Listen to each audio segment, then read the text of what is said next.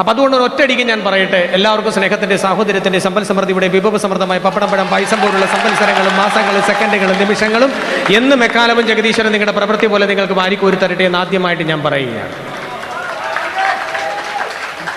അറിവിന് വേണ്ടി ബുദ്ധിയുടെ വാതിൽ തുറന്നിട്ടുകൊണ്ട് വിദ്യാലയത്തിൻ്റെ തിരുമുറ്റത്തേക്ക് കടന്നു ചെല്ലുന്നവരാണ് വിദ്യാർത്ഥികൾ. അപ്പം വിദ്യ അർത്ഥിച്ച് ചെല്ലുന്ന നിങ്ങൾക്ക് വിദ്യ പകർന്നു നൽകുന്നവരാണ് അധ്യാപകർ. അപ്പം അതുകൊണ്ട് തന്നെ എത്രത്തോളം വിദ്യ സ്വന്തമാക്കാൻ പറ്റും അത്രത്തോളം ഏറ്റവും നല്ലതാണ്. പഠിക്കുന്ന പ്രായം തന്നെയാണ് വളരെ നല്ലത്. ഇനി അത് കിട്ടാൻ പോകുന്നില്ല.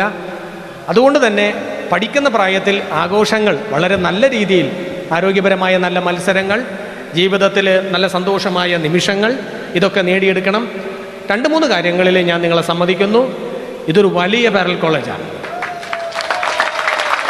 ഇതൊരു വലിയ കോപ്പറേറ്റീവ് കോളേജാണ്. കാരണം എന്ന് വെച്ചിട്ടുണ്ടെങ്കിൽ പല കോളേജുകളിലും ഞാൻ പോയിട്ടുണ്ടെങ്കിലും പാലക്കാട് മണ്ണാർക്കാടുള്ളൊരു കോളേജാണ് ഞാൻ കണ്ടതിൽ ഇപ്പം നിങ്ങളുമായിട്ടൊക്കെ സെക്കൻഡ് സ്ഥാനത്ത് നിൽക്കുന്നത്. പക്ഷേ നിങ്ങളത് 1ാം സ്ഥാനത്തേക്ക് എത്തിയിരിക്കുകയാണ്. ഈ പരിപാടിയിലേക്ക് പങ്കെടുക്കാൻ ഇവിടെ എത്തിയപ്പോൾ ആദ്യം വന്നത് ഞാനാണ്. ഞാൻ വെളുപ്പിനെ 4 മണിക്ക് വീട്ടിൽ നിന്ന് ഇറങ്ങി പുറപ്പെട്ടതാണ്. എന്നേക്കാൾ മുമ്പേ തലേദിവസം പുറപ്പെട്ടതാണ് നജീം വന്നത് എന്നേക്കാൾ ഒത്തിരി ദൂരെ അപ്പുറത്തു നിന്നാണ്. ഞാൻ ആലോചിച്ചു, എൻ്റെ കുഴപ്പം കൊണ്ട് കൃത്യം 10 മണിക്ക് തന്നെ ഇവിടെ പരിപാടി എത്തണം. എത്തിയില്ലെങ്കിൽ വളരെ ബുദ്ധിമുട്ടാണ്. കാര്യം ഞാൻ വരാത്തൊരു സ്ഥലമാണ്, എനിക്ക് ഇതിനു മുമ്പ് വന്ന് ഇവിടെ പരിചയമില്ല. പ്രോഗ്രാമിനായിട്ട് പോലും ഞാൻ കോട്ടക്കൽ വരെയൊക്കെ വന്നിട്ടുള്ളൂ. എങ്കിലും ഇവിടെ വന്നില്ലായിരുന്നെങ്കിൽ വലിയൊരു നഷ്ടം തന്നെയാണെന്ന് നിങ്ങളെ കണ്ടപ്പോൾ എനിക്ക് തോന്നുന്നു. അച്ചടക്കം എന്ന് പറയണത് വെറുതെ കിട്ടുന്നതല്ല, അത് രക്തത്തിൽ ഇങ്ങനെ കയറണം. നിങ്ങൾക്കത് കൂടുതലായി കിട്ടി എന്നാണ് എനിക്ക് പറയാനുള്ളത്.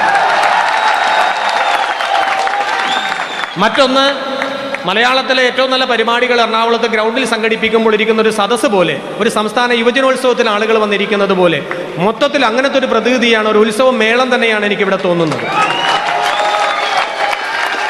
വിദ്യാർത്ഥികളെ കൊണ്ട് ശല്യം തോന്നിയില്ല, വിദ്യാർത്ഥിനികളെ കൊണ്ട് ശല്യം തോന്നിയില്ല. അധ്യാപകർ, ഇവിടെ എന്നെയൊക്കെ ക്ഷണിച്ചു കൊണ്ടുവന്ന വ്യക്തികൾ, മൊത്തത്തിൽ ഞാൻ കണ്ടപ്പോൾ ആദ്യം ഒരു വലിച്ചിലുണ്ടായിരുന്നെങ്കിലും ആ വലിച്ചിലൊക്കെ നല്ലതിനായിരുന്നു.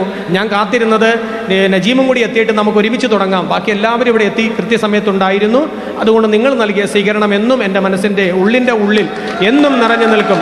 പരപ്പനങ്ങാടി കോപ്പറേറ്റീവ് കോളേജിലെ പിള്ളേർ അല്ലെങ്കിൽ കുട്ടികൾ നാളെയുടെ വാഗ്ദാനങ്ങളാണ്. നിങ്ങളോട് ഞാൻ എന്നും പറയുന്നത്, ഒരു ഡോക്ടറാകാൻ പഠിക്കുക, എന്നാലേ ഒരു രോഗിയെങ്കിലും നിങ്ങളും ആകുള്ളൂ. ഒത്തിരി പഠിക്കണം.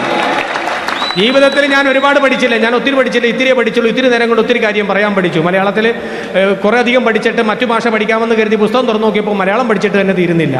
അങ്ങനെ മഹാരാജാസ് കോളേജിൽ കയറി ഞാൻ മഹാരാജാസിലെ BA മലയാളം പഠിച്ചു. പക്ഷേ കുറേ അധികം പഠിക്കണം. കുറേ അധികം പഠിച്ചാൽ എൻ്റെ തല ഒതുങ്ങുന്നില്ല.